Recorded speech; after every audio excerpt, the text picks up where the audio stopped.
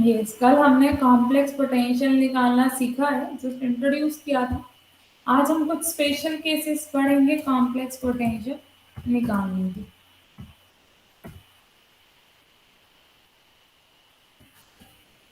तो स्टार्ट करते हैं। सबसे पहला टॉपिक जो आपका है दैट इज कॉम्प्लेक्स पोटेंशियल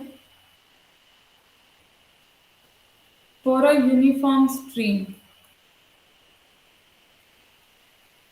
एक यूनिफॉर्म स्ट्रीम के लिए कॉम्प्लेक्स पोटेंशियल आपको निकालना है। तो यूनिफॉर्म स्ट्रीम हम पहले ही पढ़ के आए हैं, लेकिन उस केस में हमें W की वैल्यू चाहिए, बेसिकली यही चाहिए हमें, कैपिटल W कॉम्प्लेक्स पोटेंशियल जिसे हम बोलते हैं। तो यूनिफॉर्म स्ट्रीम में क्या रहता था आपके पास, क्या वेलोसिटी लेते थे मैग्नीट्यूड U वाली, ठीक है ना, वेलोसिटी कैपिटल U ले लेते हैं हम, और इंक्लाइंड होता था with an angle theta with positive direction of x axis. मतलब मैंने ये मान ली कोई भी स्ट्रीम है, उसमें कोई भी जर्नल पॉइंट है जिसकी वेलोसिटी आप u लेके चल रहे हैं, इसका मैग्नीट्यूड u है, और जो ये एक्स एक्सिस के साथ एंगल बना रहा है वो एंगल बना रहा है अल्फा, मान लिया, ठीक है। तो यहाँ पे हमारे पास जो स्मॉल u आएगा वेलोसिटी का कंपोनेंट, और जो स्मॉल v आएगा, u इज द वेलोसिटी, लेकिन u और v हम दो पार्ट में तो डिवाइड करते हैं। एक तो बन जाएगा u cos अल्फा और एक v क्या बन जाएगा u sin अल्फा, ठीक बात है। एक्स एक्सिस के अलोंग हमने u का नाम दिया, वाई एक्सिस के बिलोंग v का नाम दिया। तो u cos अल्फा इस साइड आ गया क्योंकि अल्फा एंगल है, और जो परपेंडिकुलर जाएगा that is u sin alpha का नाम हमने दे दिया, ठीक है। तो W की वैल्यू हमें निकालनी है, तो हमें ये पता minus D W by D z कल हमने निकाला था। Minus D W by D z क्या होता है, यू माइनस आयोटा वी। तो यू हो गया u cos alpha minus iota v क्या हो गया यू साइन अल्फा, ठीक है।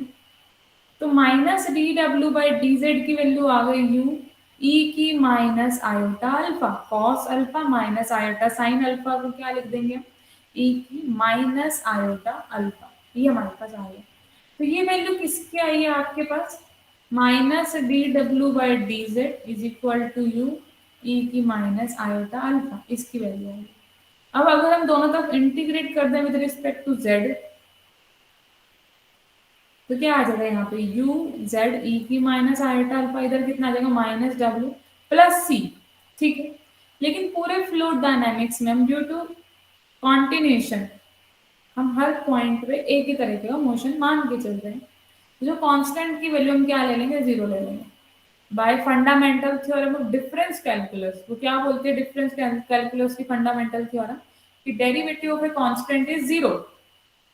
तो इसलिए हम हमेशा कांस्टेंट को इग्नोर करके चलेंगे, ठीक है। अपना आगे जितनी बार भी कांस्टेंट आएगा मोस्ट ऑफ द टाइम हम कांस्टेंट को इग्नोर करेंगे। तो कांस्टेंट को इग्नोर करो, सिर्फ w की वैल्यू क्या निकल आई आपके पास, माइनस यू जेड ई की माइनस आयोटा अल्फा, ये आपके पास क्या निकल आई है, w की वैल्यू निकल आई है, ठीक है। अब ये तो W आया, इसको हम क्या लिख सकते हैं, रियल और इमेजिनरी पार्ट सेपरेट करें, five plus iota side complex potential तो निकल आएगा यूनिफॉर्म स्ट्रीम के लिए, लेकिन अलग अलग करो। W क्या होता है, फाइव प्लस आयोटा साइड, यहाँ से रियल और इमेजिनरी अलग करने z को पुट कर दिया x प्लस आयोटा वाई, और e की आयोटा अल्फा को क्या पुट कर दिया cos alpha minus iota sine alpha. अलग अलग करेंगे अब हम रियल और इमेजिनरी, तो यहाँ से क्या बनेगा, माइनस यू तो बाहर है, एक्स कॉस अल्फा पहले पहले को मल्टीप्लाई किया, ठीक है। अब सेकेंड मल्टीप्लाई करेंगे तो plus y cos alpha into iota, फिर माइनस, ठीक है ना, इसका इसका मल्टीप्लाई होगा आयोटा एक्स साइन अल्फा, और एट लास्ट आयोटा आयोटा वाले multiply minus iota square y sine alpha, ये आपके पास आ गया। तो हमारे पास क्या वैल्यू आ गई, minus u x cos alpha, और ये क्या बन गया minus iota square is plus one plus y sine alpha, ठीक है। ये रियल रियल वाला हो गया, इमेजनरी वाला यहाँ से मिलेगा, कितना मिलेगा माइनस यू, अगर मैं बाहर रखूं तो इमेजनरी आई क्या बच गया, y cos alpha minus x sine alpha. तो ये रियल पार्ट और इमेजनरी पार्ट आ चुके हैं। इट मीन्स यहाँ से आपके पास रियल को अलग करोगे तो फाइव की वैल्यू आ गई, फाइव की वैल्यू कितनी आ गई आपकी, minus u x cos alpha plus y sine alpha, और साई की वैल्यू कितनी आ गई आपकी, minus u y cos alpha minus x sine alpha. ठीक है, ये दोनों आपके पास फाई और साई की वैल्यू आ चुकी है। ठीक है, तो जो ये फाई और साई की वैल्यू आई आपको क्या देती है? अगर मैं phi is equal to constant रख दूँ that means equipotential surface मिल गया, और psi is equal to constant रख दो दैट इज आपको स्ट्रीम लाइन्स मिल चुकी हैं। ठीक है, तो अगर मैं यहाँ से रख दूँ तो सिंपली हम लिखेंगे बस, ये कांस्टेंट रखोगे तो यू तो ऑलरेडी वेलोसिटी है फिक्स्ड, ये तो ऑलरेडी आपका क्या है, कांस्टेंट है। ठीक है, तो हम इसको रख देंगे x cos alpha plus y sine alpha is equal to constant, और इधर से इक्वल टू कांस्टेंट रखोगे तो ये कांस्टेंट में कंबाइन हो जाएगा, सम अनदर कांस्टेंट बन जाएगा, y cos alpha minus sine cos alpha is equal to constant. ये आगे इक्विपोटेंशियल सरफेस और ये आपके आगे स्ट्रीम लाइंस, और बायजर्नल थ्योरी दोनों क्या होंगे, परपेंडिकुलर होंगे, as you can see also, बहुत इजीली निकल आया। तो ये आर्टिकल आपका यूनिफॉर्म स्ट्रीम का था। किसी को कोई डाउट है? No ma'am. रीचा लेट हो गए? हाँ जी दीदी, 7-8 मिनट का हो फर्क। रहे थे? हाँ दीदी, बीच में ये कैलकुलेशन की आपने, ये तो देख ली सारी। देख लो, चलो समझ आ गया ना? चलो, आर्टिकल कौन सा करा रहे हैं दीदी, ये नहीं समझ आ रहा। Complex potential for a uniform stream किया अभी हमने। हाँ दीदी, आगे वाला देख लूंगी मैं रिकॉर्डिंग पे। देख लेना, ठीक है। ठीक है दीदी। अब जो आपका अनदर टॉपिक यहाँ पे स्टार्ट होने वाला है निकालना, उसमें भी कॉम्प्लेक्स पोटेंशियल ही है, लेकिन नई टर्म्स अब हम इंट्रोड्यूस करने वाले हैं, line source, line sink.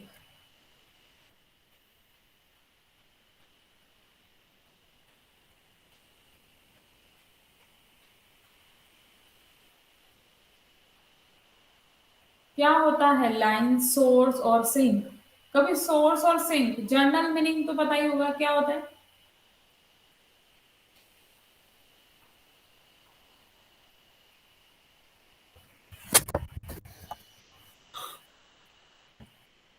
Source source, दीदी जहाँ पे आउटलेट हो और सिंक जहाँ पे इनलेट हो, बेसिकली। हाँ, बेसिकली अगर हम बात करें तो सोर्स कोई एक ऐसा पॉइंट होता है जहां से हर चीज बाहर की तरफ जा रही है, ओरिजिनेट एक तरीके से हो रहा है, ओरिजिन हो रहा है किसी भी चीज का। जैसे अब टॉर्च जलाते हो, क्या होता है, टॉर्च जलाते हैं लाइट बाहर की तरफ रिफ्लेक्ट होती है, ठीक है, तो वो एक तरीके से सोर्स का काम कर रही है, वो क्या कर रही है, ऐसे ऐसे लाइट पूरी बाहर फेंक रही है, जो टॉर्च आपने बनाई। ठीक है, अगर हम बात करें, अगर आपने कभी देखा हो गार्डन में जब हम वाटरिंग करते हैं, पानी देते हैं, तो कई लोगों को बाल्टी टाइप होता है, लोन सा बना होता है, वो आगे चेन से होते हैं, होता है ना ऐसा, छोटे छोटे चेन बने होते हैं, उनमें से पानी निकल रहा होता है, तो वो भी एक सोर्स का ही काम कर रहे हैं। ठीक, ऐसे जगह जहां से आपका बाहर की तरफ फ्लो जा रहा हो, उनको हम क्या बोलते हैं, सोर्स बोलते हैं। तो सोर्स थ्री डायमेंशनल में भी आते हैं, टू डायमेंशनल में भी आते हैं, हम यहाँ पे टू डायमेंशनल वाले सोर्स की बात कर रहे हैं। टू डायमेंशनल कब बोलते हो, मैंने आपको पहले भी बताया है कि प्लेन ऑफ फ्लो आप ले लोगे, हर प्लेन में सेम मोशन रहेगा। ठीक है, तो सोर्स क्या है आपके पास, जब हर प्लेन ऑफ फ्लो में फ्लूइड जो emanated radically and symmetrically from all point, emit करेगा रेडियली और सिमेट्रिकली, मतलब अलोंग रेडियस और सिमेट्री बनी रहेगी, मतलब एक सर्कल की तरह वो शेप बना लेगा जब वो निकलेगा बाहर ऐसे। ठीक बात है ना, रेडिकली निकलेगा, वो सिमेट्रिकली भी होगा, हर तरफ से सेम अमाउंट में निकलेगा। तो सोर्स के लिए आपको चाहिए क्या है, हम क्या क्या मान के चलेंगे, एक सर्कल है आपके पास जिसका सेंटर ए है, जहां से ओरिजिन बोला, उसकी रेडियस से हमने आर लेंगे क्योंकि सिमेट्रिकल बना रहेगा। तो हम ये मान के चल रहे हैं, suppose the line source emit fluid at the rate, किस रेट से कर रहे हैं, 2πm ρ यूनिट ऑफ मास पर यूनिट टाइम, मतलब पर यूनिट टाइम में वो कितना मास एमिट करता है। एक तरीके से हम ये मान के चल रहे हैं in all direction, her direction में, पूरे एक्स वाई पे में जो मास निकल रहा है, ये किस रेट से फ्लो हो रहा है, मतलब rate of flow of mass. क्या किया हमने, 2πm इंटू रो, एक तरीके से डेंसिटी है ना, और 2πm, m जो है आपके पास यहाँ पे एक कांस्टेंट है जिसको हम नाम देंगे स्ट्रेंथ ऑफ सोर्स।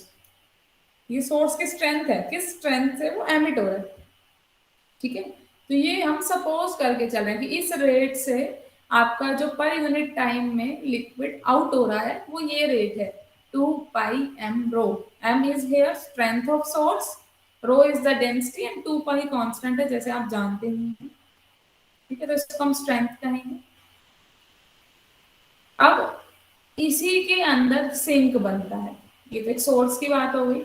सिंक क्या होता है, कभी आपने अपने किचन सिंक देखी है, वहां पे क्या होता है, क्या प्रोसीजर चलता है,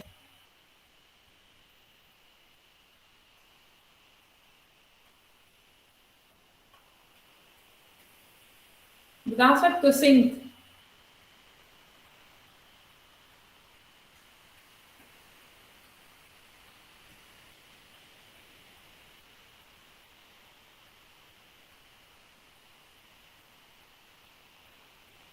मैम इनवर्ड फ्लो होता है पानी का। इनवर्ड होती है, हाँ। सिंक में मैंने कहा बर्तन नहीं धोए क्या आज तक किसी ने, मुझे तो यूं लगा जैसे किसी ने आज तक देखी नहीं है किचन से। क्या होता है उसमें, आप जैसे ही पानी डालते हो सारा का सारा अंदर एक ही जगह पे चला जाता है, अंदर की तरफ जा रही है वो चीज सारी की सारी, ठीक है। तो इसमें उल्टा प्रोसेस हो रहा है बिल्कुल एग्जैक्टली। सोर्स में तो सारी चीजें बाहर आ रही थी, सिंक में क्या आ रहा है, आपकी सारी चीजें इनवर्ड हो रही है। तो नेगेटिव ऑफ सोर्स हम कह सकते हैं सिंक। आई थिंक इसी बात से सारी चीजें क्लियर हो रही। जैसे जैसे आप सोर्स का निकालोगे उसका नेगेटिव लोगे, वो क्या बन जाएगा, सिंक बन जाएगा, है ना। फ्लो तो इसमें भी रेडियल ही है, उसी तरीके से अंदर आ रहा है, वेलोसिटी भी रहेगी कुछ ना कुछ, सेम ही तरीके से हम बात कर रहे हैं, बस इसमें उल्टा प्रोसेस हो गया, वहां बाहर जा रहा था जिस वजह से, उसी वजह से इसमें क्या आ रहा है, अंदर की तरफ आ रहा है। तो नेगेटिव ऑफ सोर्स लेते ही, मतलब अगर मेरा सोर्स ऑफ स्ट्रेंथ m है तो सिंक क्या बन जाएगा, अगर मैं माइनस सिंक की अगर मैं सिंक की स्ट्रेंथ m बोलूं तो माइनस m स्ट्रेंथ हो जाएगी सोर्स की, अगर हम बेसिकली इस तरीके से बात करेंगे, मतलब नेगेटिव सोर्स का बिल्कुल नेगेटिव क्या बनता है, सिंक, उल्टा बन जाएगा, ठीक है। तो यहाँ पे आपको कॉम्प्लेक्स पोटेंशियल निकालना है for source and for sink दोनों के लिए। तो स्टार्ट करते हैं, पहले कॉम्प्लेक्स पोटेंशियल निकालते हैं फॉर सोर्स। सोर्स के लिए निकलेगा तो बस उसी का नेगेटिव ही लेना है, सिंक तो अपने आप बन जाएगा।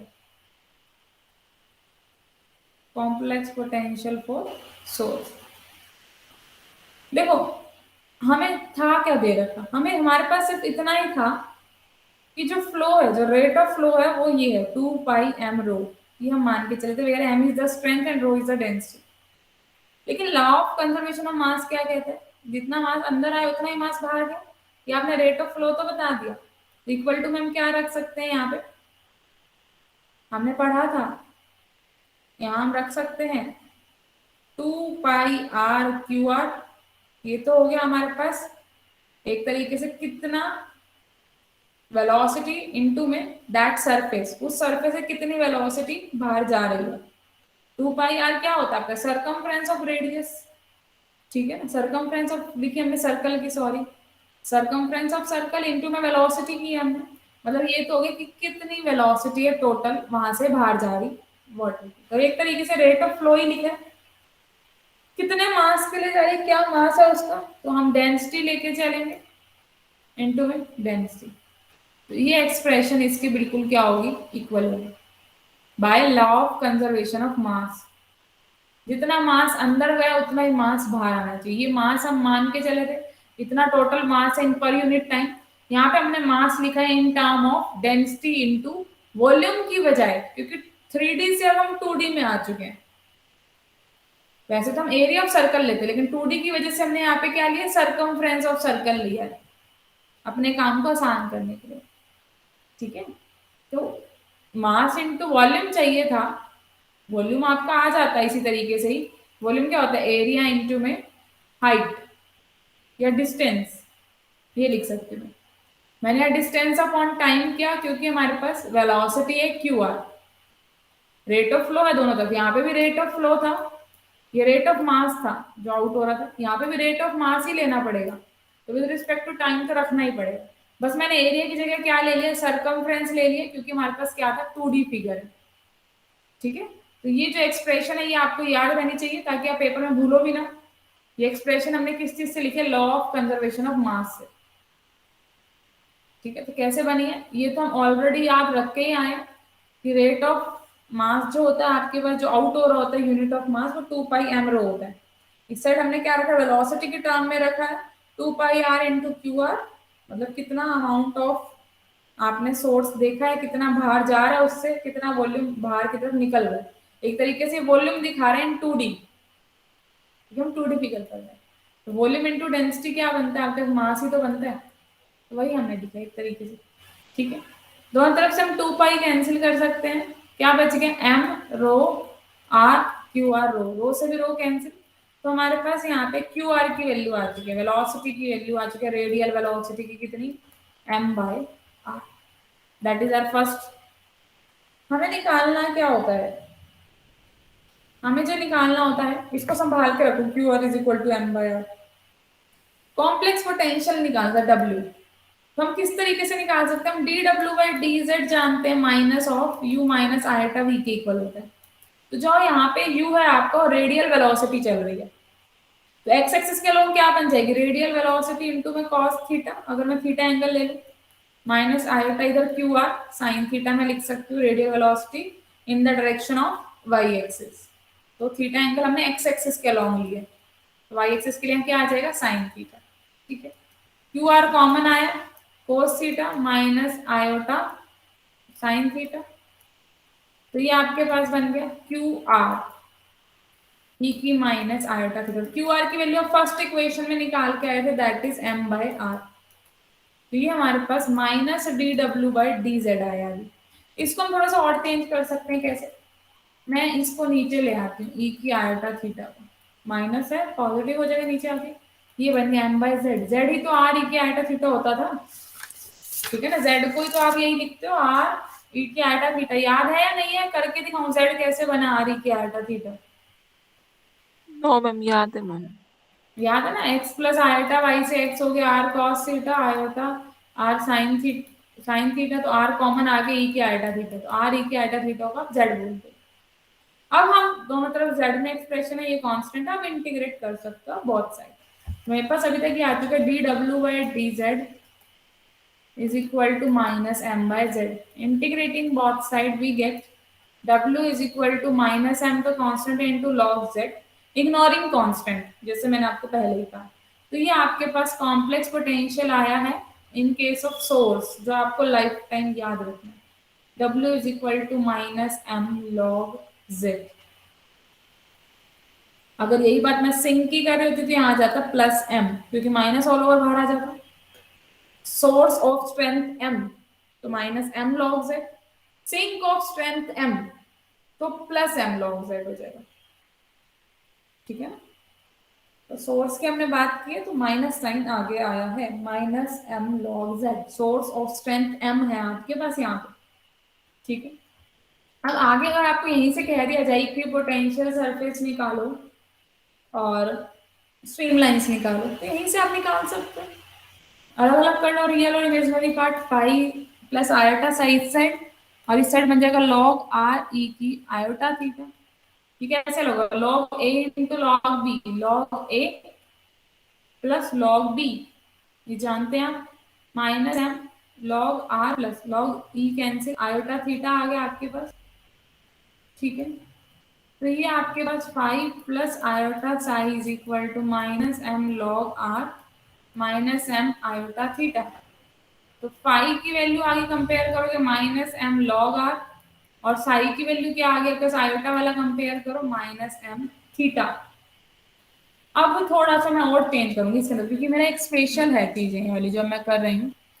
हम रखते हैं इक्विपोटेंशियल सरफेस के लिए phi is equal to constant minus M log r is equal to constant, m is strength, constant थी वो ऑलरेडी, वो भी कांस्टेंट की साइड चली जाके C1 बना देगी, लॉग भी हम उस साइड लेके जाएंगे तो E की C1 बन जाएगा। It means R is equal to constant आया अभी तक आपके पास, सम कांस्टेंट।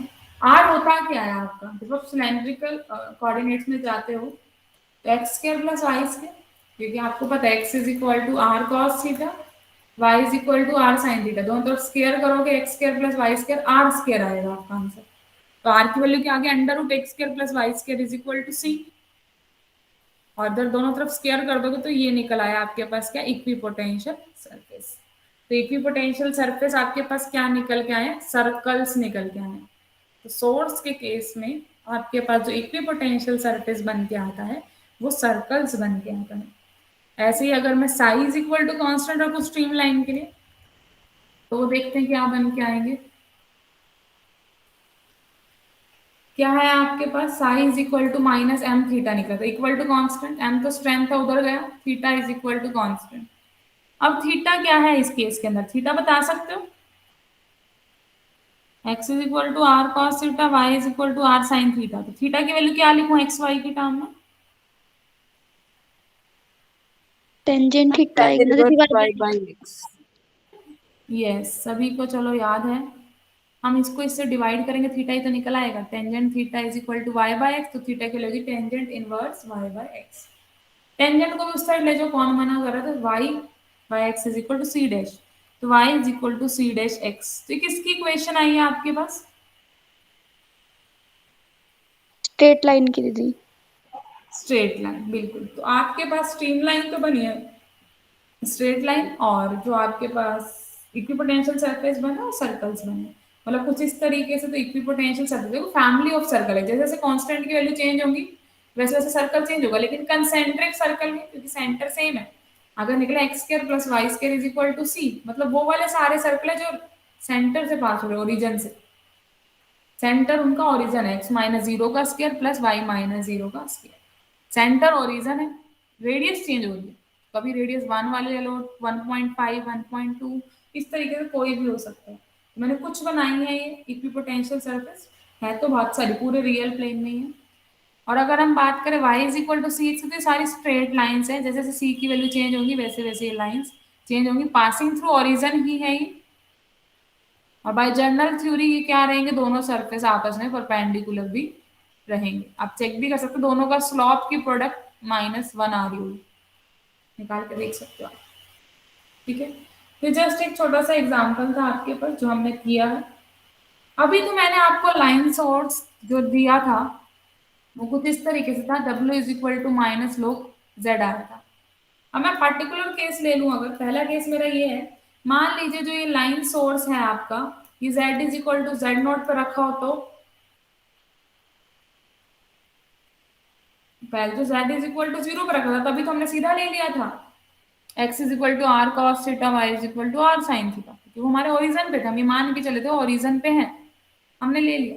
तो इसी के अकॉर्डिंगली जैसे हम z is equal to z naught पे रखेंगे तो वैल्यू उसी अकॉर्डिंग चेंज होके आप डायरेक्ट आंसर लिख दोगे कि हमारा आंसर ये वाला आने वाला है। पहले ओरिजन था इसलिए z माइनस जीरो आया था, अब ये z जीरो पे जा चुका है, z नॉट पे जा चुका है, तो minus M log z minus z naught, ये मैंने शॉर्ट्स के लिए लिखा। ऐसे अगर मैं सिंक के लिए लिख दूं, सिंक ले लूं ऑफ स्ट्रेंथ m, अब बताओ क्या w की वैल्यू आएगी, m log z minus z naught। बस इसके आगे नेगेटिव साइन और ले लेना, बस सेम ही आएगा। ये भी सोर्स ऑफ स्ट्रेंथ m था, बट ये सिंक ऑफ स्ट्रेंथ m है, तो जो सोर्स का आंसर स्ट्रेंथ m के लिए आया उसके आगे नेगेटिव ले दो। ये आया सोर्स का आंसर स्ट्रेंथ m के लिए, इसके आगे हमने नेगेटिव ले दिया। अगर नंबर ऑफ लाइन सोर्स अलग अलग जगह पे रखे हुए हैं, मान लो पहला Z1 पे रखा है, अगला Z2 पे रख दिया हमने, अगला Z3 पे रख दिया, कहीं Z4 पे रख दिया, कोई Zn पे, ऐसे चलते चलते रख दिया, तो W की वैल्यू क्या आ गया आपके पास, हर एक की स्ट्रेंथ अलग अलग है। मान लीजिए इसकी स्ट्रेंथ m1 है, इसकी स्ट्रेंथ mn है, इसकी स्ट्रेंथ m4 m3, आंसर आएगा m1 log z minus z1 minus m2 log z minus z2, मतलब जो जो अलग अलग निकला उन सभी को आप इकट्ठा कर दो, mn log z minus zn, ये आपके पास कंबाइन आ जाए, ठीक है। तो ये आपने जो किया है अभी तक सोर्स और सिंक के लिए किया है। कल हम डबलेट के लिए पढ़ेंगे, डबलेट जो combination of source and sink है, कल देखेंगे हम कैसे करेंगे combination of source and sink. फिर इन तीनों से रिलेटेड हम कुछ एग्जांपल्स करेंगे, सोर्स सिंक और डबलेट पे रिलेटेड कुछ एग्जांपल है, मतलब इन्हीं के कॉम्बिनेशन से हमने नया सिस्टम बनाया, किसी में 2 सोर्स रख दिए, किसी में डबलेट रख दिया, किसी में कुछ रख दिया। तो आपको डायरेक्ट W की वैल्यू याद होनी चाहिए। तो अभी तक आज हमने एक ही W की वैल्यू याद रखनी है, सिंक और सोर्स के केस वाली। सोर्स में -m log z रहता है और सिंक के केस में m log z हो जाता है। ठीक है, तो दोनों वैल्यू आप याद रखोगे आज के लिए। कल हम डबलेट और उसके कुछ एग्जांपल्स करेंगे, आज नहीं कराऊंगी, ज्यादा हो जाएगा। ठीक है, अब किसी को कोई डाउट है तो वो पूछ सकते हैं जो हमने काम किया है उसमें।